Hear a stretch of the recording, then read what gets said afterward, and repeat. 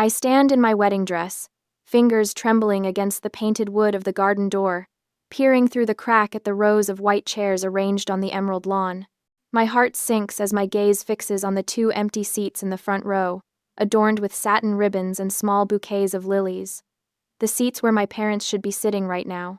Behind me, I hear the rustle of guests shifting in their chairs, the low murmur of whispers spreading like ripples in still water. Where are her parents? Did something happen? I thought they were just running late. The string quartet finishes their piece, the final notes hanging in the air like a question left unanswered. I close my eyes, willing the tears not to fall. Not now. Not after I spent 40 minutes on this makeup. Leah. Evan's voice, soft and steady, pulls me back from the edge of despair. I turn to find him standing there in his charcoal suit, blue eyes filled with a mixture of concern and anger that he's trying to mask for my sake. He takes my hand, his thumb tracing gentle circles on my skin. They're not coming, are they? I force a smile, feeling it crack at the edges. Let's not keep everyone waiting. The realization doesn't surprise me as much as it should. Hadn't I spent a lifetime chasing after their approval? Always second place to Morgan and her perfect face splashed across magazine pages. I remember being 16, bringing home the news of winning the state computer science competition. My father had glanced up from his newspaper, nodded, and said, "That's nice, sweetheart." In the next breath, he'd called out to my mother, "Carol, did you see Morgan's new Vogue feature?" They put it above the fireplace. My gaze had followed his to the gleaming frame showcasing my sister's perfect smile, while my certificate ended up in a drawer with all the others. Maybe if I'm perfect enough today, they'll finally see me. The thought comes unbidden, the same desperate wish I've carried since childhood. Even now, on my wedding day, part of me still hopes they'll burst through the doors at the last minute with some reasonable explanation. But they won't, and I know it. Evan's father appears beside us, handsome in his suit with a boutonniere that matches the garden roses surrounding us. His eyes flick to the empty seats, then back to me, kind, but not pitying. "Everything's ready when you are," he says quietly. I nod, taking a deep breath as Evan squeezes my hand once, before slipping away to take his place at the altar. Mrs. Rhodes, my soon-to-be mother-in-law, glides over, adjusting a flower in my hair with gentle fingers. This woman who spent yesterday arranging every bloom herself, who coordinated with caterers while asking about my favorite desserts, who looked at me from the first day we met, as if I were someone worthy of her son. "You look beautiful, Leah," she whispers. "Truly beautiful." The string quartet begins the wedding march, and the garden doors swing open. All 120 guests rise to their feet, turning to watch as I begin my walk down the aisle alone. No father to give me away, no mother dabbing tears with a handkerchief. But there is Evan, waiting for me with a smile that has always made me feel found rather than lost. The ceremony passes in a blur until we're pronounced husband and wife, sealing our promises with a kiss as applause erupts around us. We turn to face our guests hand in hand, and for a moment, I almost forget the empty chairs. Until the reception begins. "Ladies and gentlemen," the DJ announces, "it's time for the father-daughter dance." The words hit me like a physical blow. I freeze, champagne glass halfway to my lips, as the spotlight sweeps the room, searching for a dance that won't happen. A crushing silence falls over the reception. I feel every eye on me, 100 expressions of sympathy I don't want. Then Evan's father steps forward, extending his hand toward me. "May I have this honor, Leah?" The kindness in his eyes nearly breaks me. I place my hand in his as he leads me to the center of the dance floor. As we begin to sway to the music, I catch glimpses of guests watching us, some wiping away tears, others smiling with approval. "Thank you," I whisper, blinking rapidly to keep my composure. "Family isn't always blood," he says simply, guiding me through a gentle turn. The reception continues. Cake is cut, toasts are made. I almost manage to lose myself in the celebration until I feel my phone vibrating in the hidden pocket of my wedding dress. I slip away to check it, finding 3 messages from Morgan. The most recent one reads, "Mom and Dad are devastated you didn't make sure they got invitations. How could you forget your own parents?" Something cold and hard forms in the pit of my stomach. I stare at the screen, reading the words over and over until they blur. They're lying. I sent their invitations myself, checked the tracking number, confirmed delivery. This is about their image, not my happiness. The realization washes over me with startling clarity. I silence my phone and slip it back into my pocket. When I return to the reception, I catch fragments of conversations as I pass by clusters of guests. Always about Morgan. My Aunt Marie is saying to my cousin, "Remember Leah's high school graduation? They left early because Morgan had that callback." Carol and Daniel care more about appearances than actual relationships. Someone else murmurs. Always have. Poor girl. Imagine not showing up to your daughter's wedding. I feel Evan's presence before I see him, his hand finding mine as if drawn by some invisible force. He doesn't ask what's wrong. He doesn't need to. Ready to get out of here? Ready, he asks, nodding toward the exit where our getaway car waits. I look around at the celebration, at his family, who welcomed me without question, at friends who showed up to witness our commitment, at the beautiful garden where I became Mrs. Rhodes despite the empty seats in the front row. Yes, I say, feeling something shift inside me, something like resolve.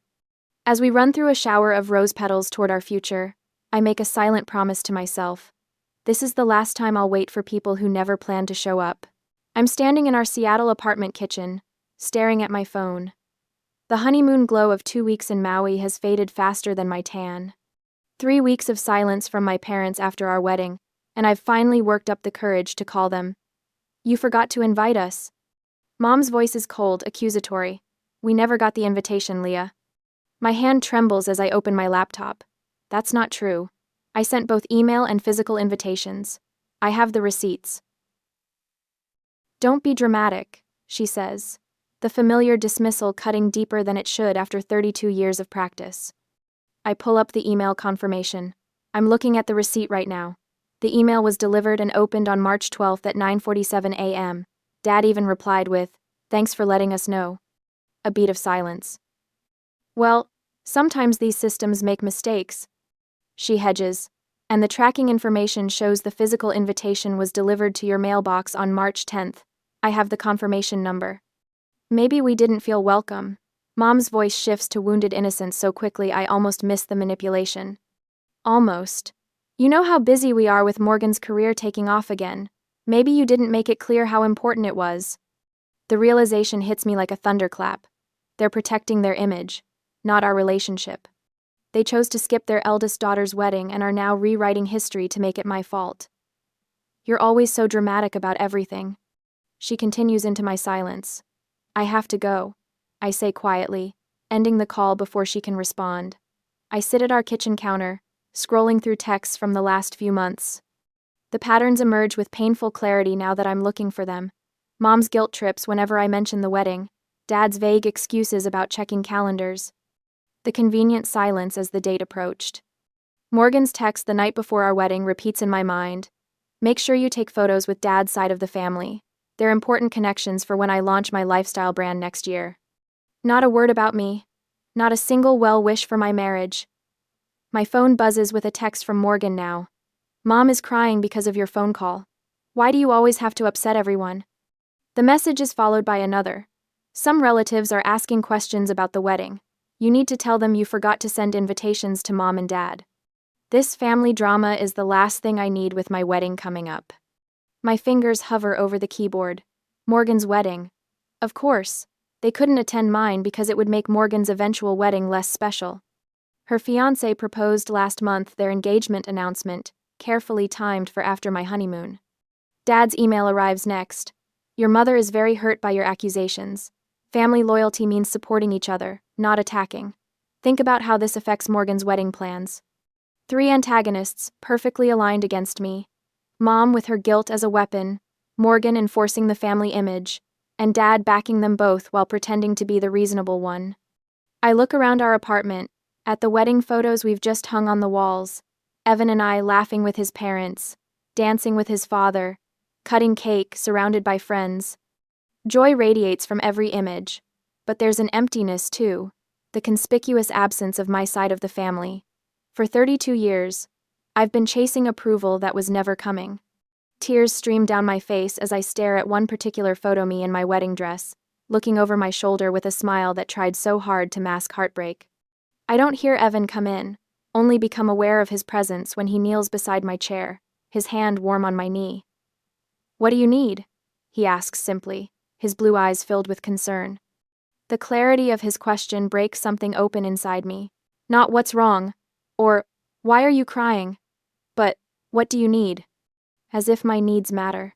I need to stop pretending they care about my happiness, I say, my voice steadier than I expected. He nods. No platitudes, no attempts to solve or dismiss. Just presence. I wipe my eyes and open a new document on my laptop. I'm making a record of everything.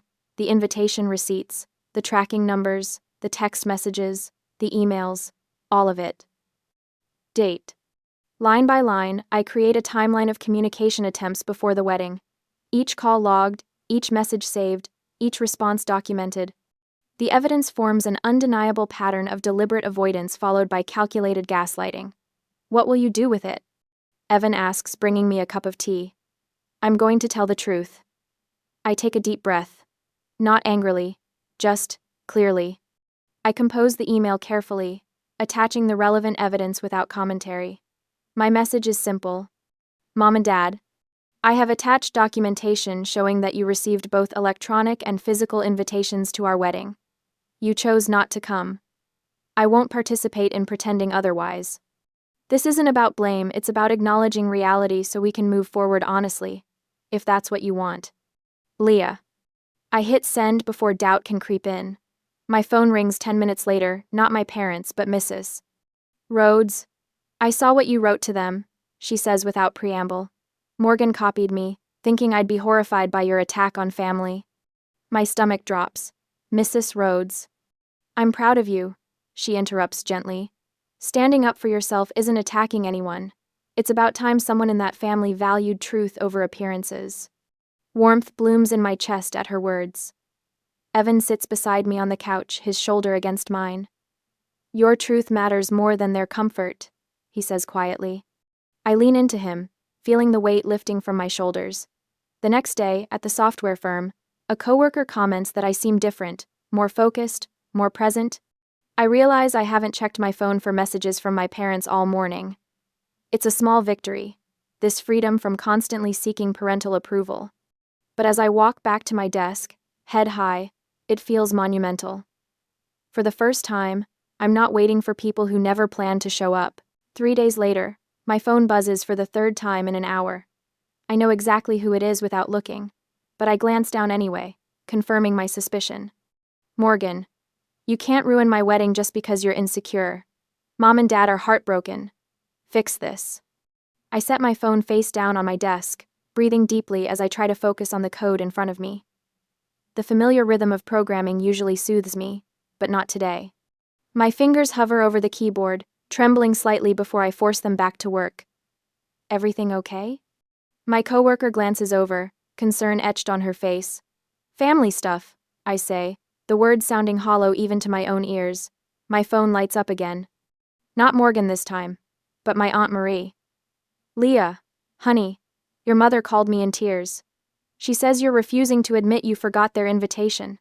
Can't you just apologize for the mix-up? I close my eyes, picturing my mother on the phone, voice quavering with practiced emotion as she spins her narrative to every relative who will listen. The image burns behind my eyelids. When I get home, Evan is already there, his face darkening as he sees my expression. Your dad sent me an email, he says, turning his laptop toward me. Apparently, I need to understand the importance of family loyalty. I read Daniel's message, each word dripping with calculated guilt. As Leah's husband, you should help her see reason. Family is all we have in this world. Her behavior is causing your mother-in-law immense pain. They've been calling everyone, I say, sinking onto our couch. 3 different cousins left messages today. Even my high school friend Sarah somehow got dragged into this.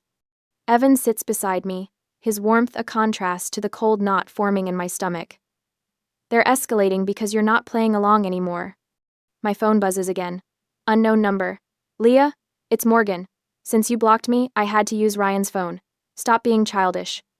I hang up without responding, but the calls continue. Different numbers each time. Always Morgan's voice when I answer. I finally turn my phone off entirely, the silence a momentary relief. You know what's strange? I say later that night as Evan and I eat takeout at our kitchen counter. I keep waiting to feel guilty, but instead I just feel calm, like I finally see them clearly. Evan nods, considering this. What changed? The question makes me pause, fork halfway to my lips. I think it's knowing I have options they can't take away. I gesture around our apartment. My job pays $96,000 a year. I have proof they're lying. I have you. For the first time, I don't need their approval to survive. When my phone powers back on in the morning, there are 17 new messages. One catches my eye immediately. From Evan. Check your email. Morgan texted me. The message she sent him makes my blood boil. You should help Leah behave better. Networking with successful family could benefit your career. Evan's response appears below it. I only care about Leah's happiness, not her networking value. Pride swells in my chest, momentarily displacing the anger. This man who sees me as a person, not a pawn, who defends my worth without hesitation. Morgan's replies become increasingly frantic. This is ridiculous. She's tearing apart the family. Our mother is devastated. Your loyalty should be to family harmony, not enabling her tantrums. After the 5th message, there's a final one from Evan. We're blocking this number. Don't contact us again. I blocked her, Evan says when I look up from my phone. I hope that's okay.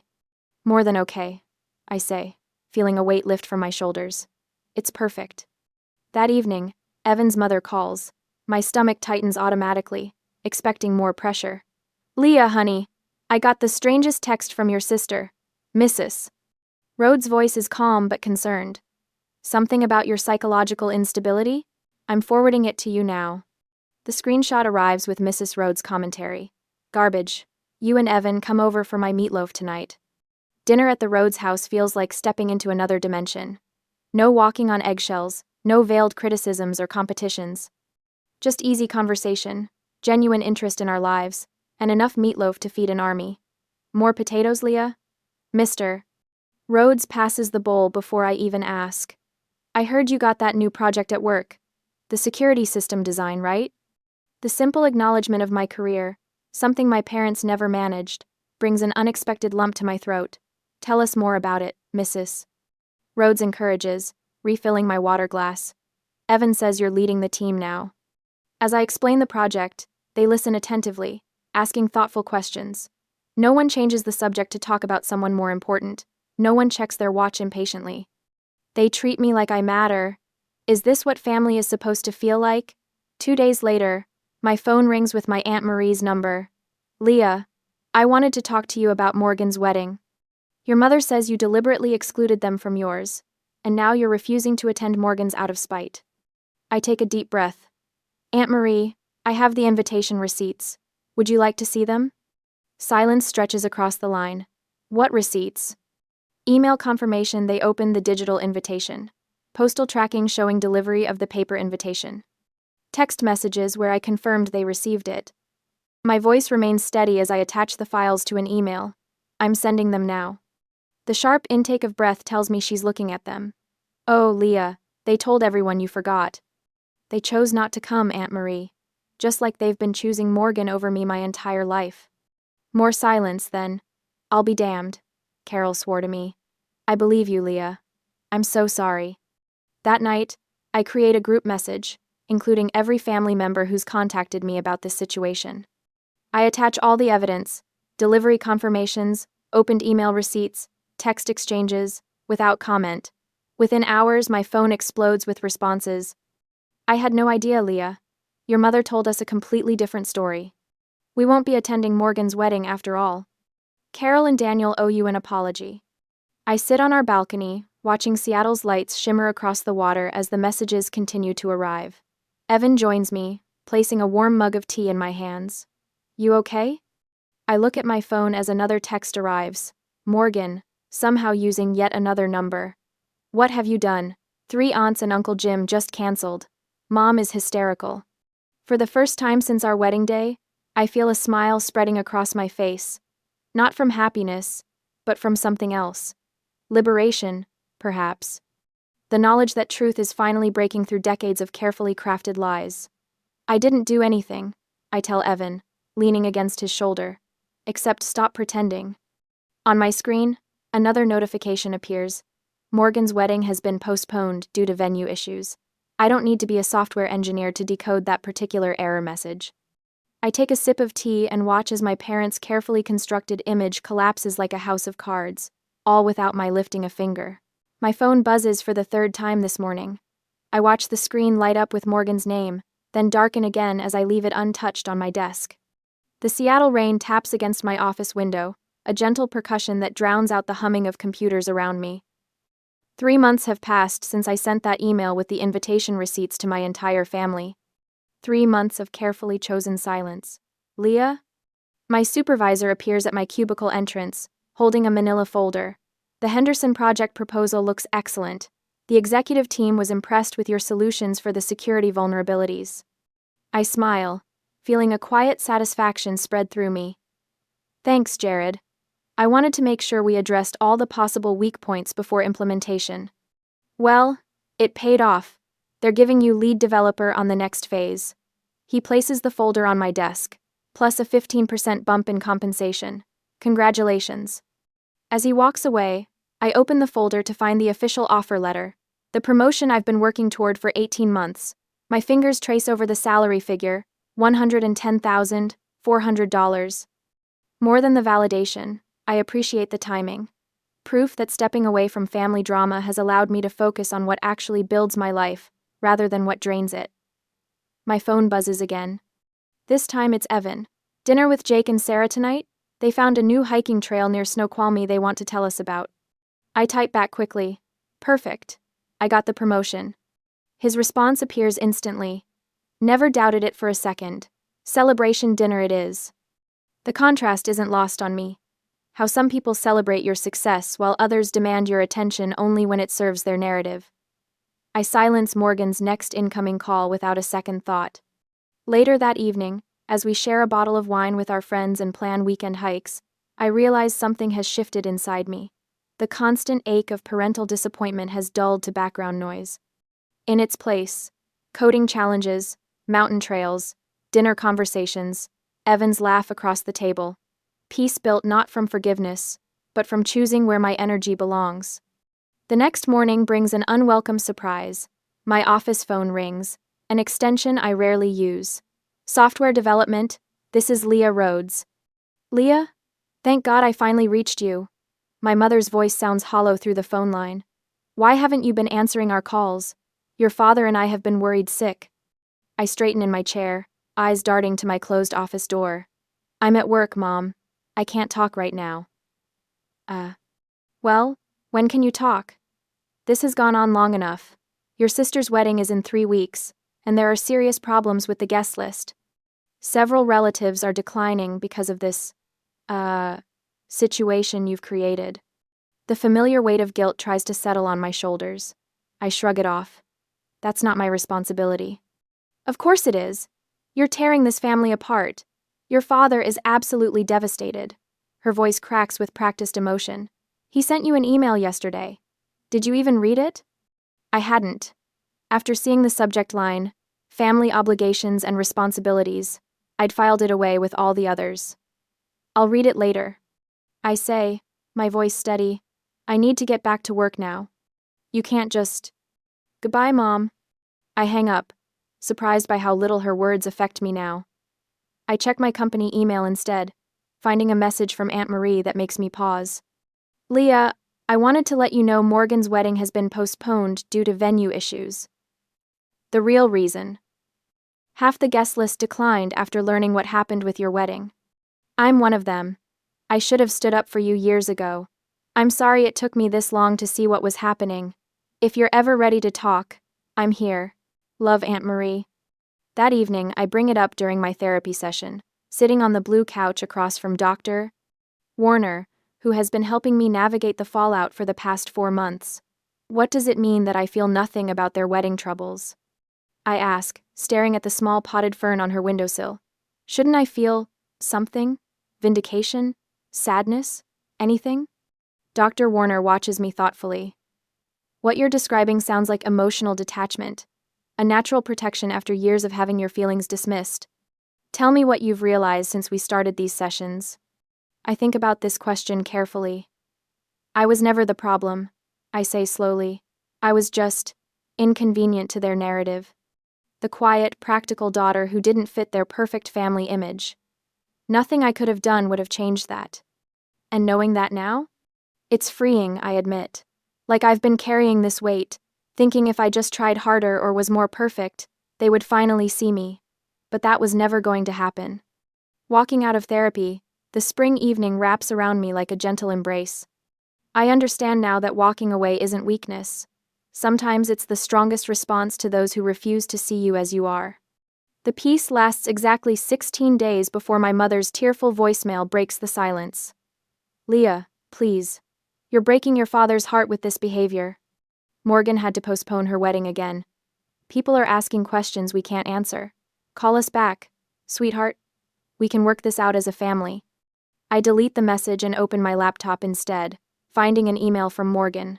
The subject line reads, "Wedding announcement photos," with several image attachments. Curiosity gets the better of me. The photos show Morgan and her fiancé in a garden setting with a stone path winding behind them, roses climbing, trellises in soft focus. The composition, the lighting, even the color palette, all of it painfully familiar. They've recreated our wedding aesthetic, down to the smallest detail. Below the images, Morgan's message is brief. What do you think? Mom says these came out better than yours. I close the laptop without responding. 2 days later, a certified letter arrives from my father.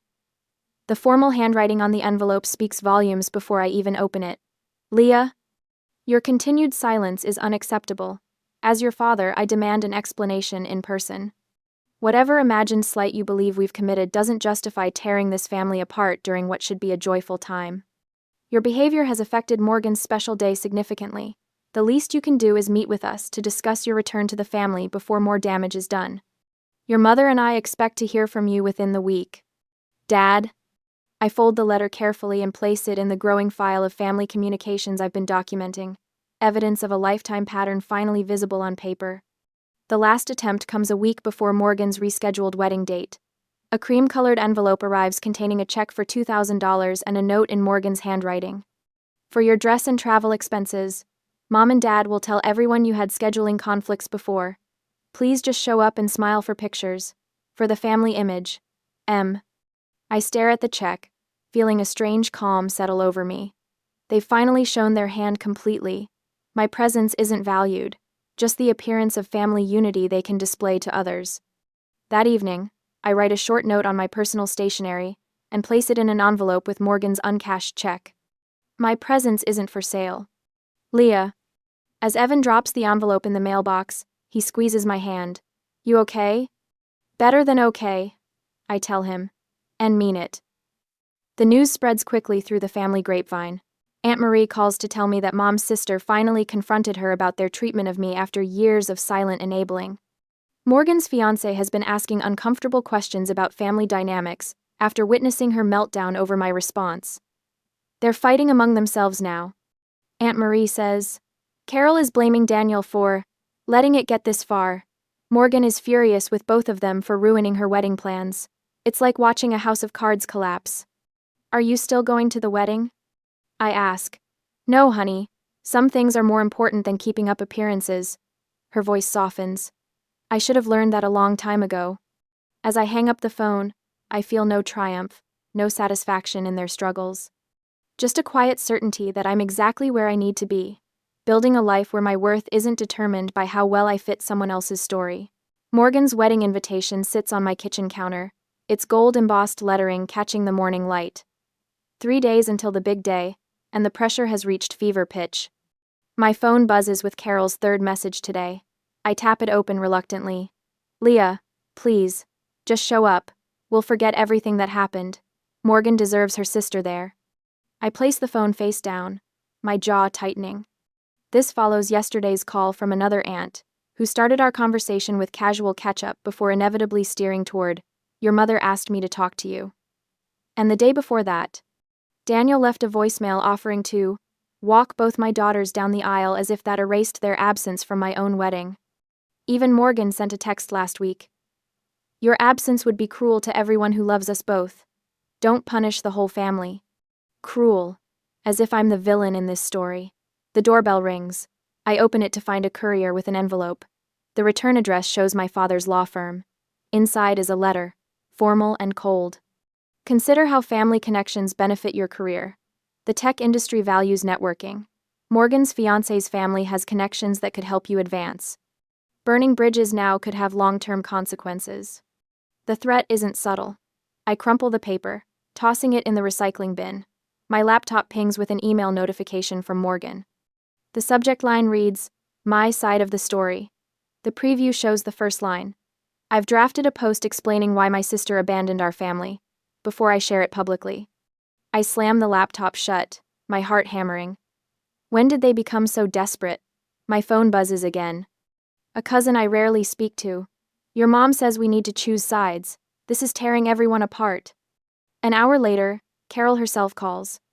I answer, against my better judgment. Leah. Her voice is tight with forced calm. This has gone on long enough.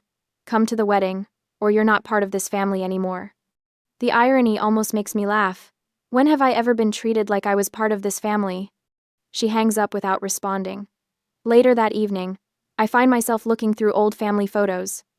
There's one from Morgan's 16th birthday she's center frame, blowing out candles while I stand at the edge half cropped out.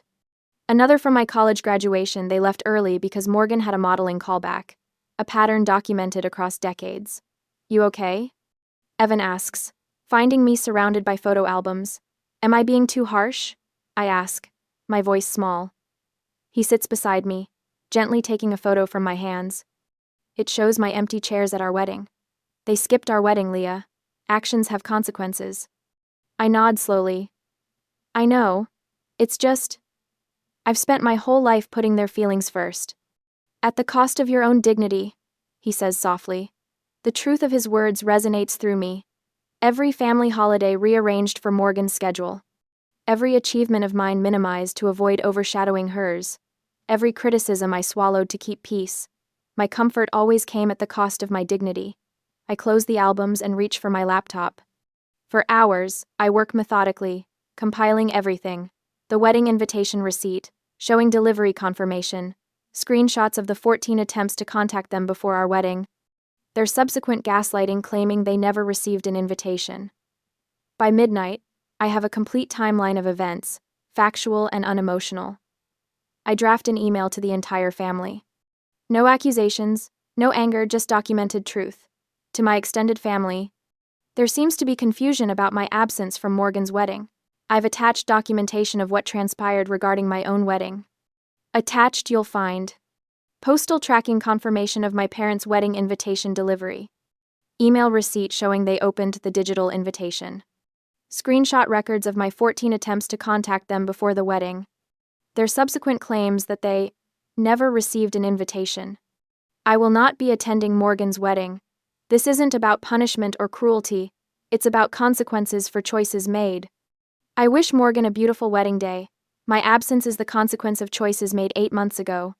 Sincerely, Leah Rhodes. I press send before doubt can creep in. What do you want to do on Morgan's wedding day? Evan asks when I tell him. I smile for the first time in days. Let's hike Olympic National Park. I've always wanted to see it. On the wedding day, while we're standing atop Hurricane Ridge, with the mountains sprawled before us, my new phone pings. I've given the number only to Evan's family and a few trusted friends. It's a message from Carol's sister with a photo attachment. Morgan's wedding, the reception half empty, family members conspicuously absent. Your mother is furious. Half the family didn't show up. They're saying they never got invitations. Sound familiar? I should feel vindication, but all I feel is relief. Relief that the truth is finally visible to everyone. More messages trickle in over the next few days. Relatives apologizing for believing my parents' version of events. My cousin sending screenshots of heated family group chat arguments about Carol and Daniel's behavior. The family narrative is permanently altered. I'm no longer carrying the burden of their false image alone. A week after her honeymoon, Morgan calls from an unknown number. How could you? She demands when I answer. You've turned everyone against us. I didn't turn anyone against you, I reply, my voice calm. I simply showed them the truth. You can't ruin my wedding and expect me at yours. The irony of her words hangs between us. That's exactly what you and our parents did to me, Morgan. It's different, she shouts, her voice cracking. They always loved me more. Why is everyone taking your side now? Her words confirm what I've always known but never heard spoken aloud. This isn't about sides, I say softly. It's about truth. I'm free of needing their approval. Are you? The line goes silent for a long moment before she hangs up. I look out my apartment window at the Seattle skyline, feeling a weight lift that I've carried for 32 years. The truth has finally set me free. Almost 2 years after the wedding, I cradle my 6-month-old son against my chest, his warm weight more comforting than any therapy session. His steady breathing has become my favorite sound in the world. The late afternoon sun filters through the windows of our Olympia home, casting golden light across the living room floor where Evan sits cross-legged, sorting through photos for the baby album. Look at this one, he says, holding up a picture of Mrs. Rhodes, the only grandmother my son will ever know, cradling him the day we brought him home. Her eyes shine with the same unconditional love she's shown me since the first time we met. I run my finger over my son's downy hair. She's coming over tomorrow, right? Wouldn't miss it for anything, Evan replies.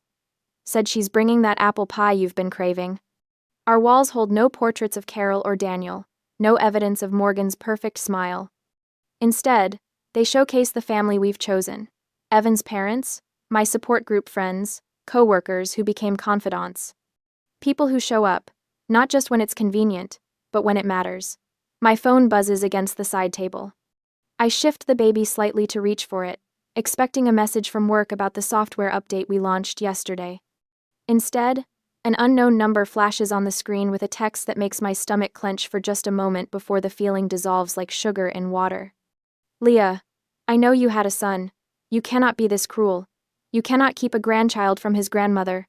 This is wrong. Call me Carol. 2 years ago, these words would have devastated me, sent me spiraling into guilt and second-guessing. I would have read this message a dozen times, crafting careful responses in my head, measuring each word against the inevitable disappointment that would follow. Now, I feel nothing but a calm certainty. Your mother? Evan asks, recognizing something in my expression. He doesn't need to specify which mother.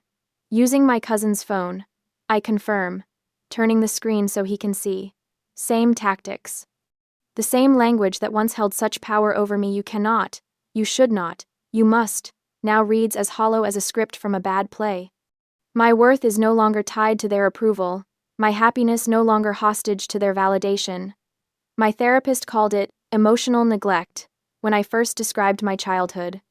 Those sessions helped me understand the conditional love that always felt just out of reach, always tied to someone else's definition of success. The support group introduced me to others with similar stories, different details, same wounds who showed me I wasn't alone. But it was building this life with Evan that finally showed me what family should be. The way he validates my experiences without question. The way his steady presence anchors me when old doubts surface. Jessica from accounting pulled me aside yesterday. I tell Evan, shifting our son to my shoulder as he stirs. Her parents are trying to manipulate her into moving back home. What did you say? Evan asks, setting aside the photos. That you can love someone and still need distance. That sometimes boundaries aren't about punishment, they're about protection. The words felt natural coming out, stripped of the bitterness that might have colored them before. I've found meaning in helping others navigate what I've survived, paying forward the support that carried me through. I look down at my son, his tiny features relaxed in sleep, and see what unconditional love truly looks like. Not a transaction, not a performance, but a gift freely given, without expectation of return. My thumb hovers over the block button for only a second before pressing it. No hesitation, no guilt, no need to explain or justify my boundaries. I set the phone down and press my lips to my son's forehead, breathing in his sweet scent. When I look up, Evan is watching me, his eyes reflecting the same peaceful certainty I feel. He doesn't ask if I'm sure, doesn't need me to explain. He simply smiles, a smile that communicates volumes without a single word passing between us. Our son nestles between us, protected from patterns we've both vowed to break. This is what family means now, defined by love rather than obligation, by choice rather than blood. And in that redefinition, I found a freedom I never knew existed.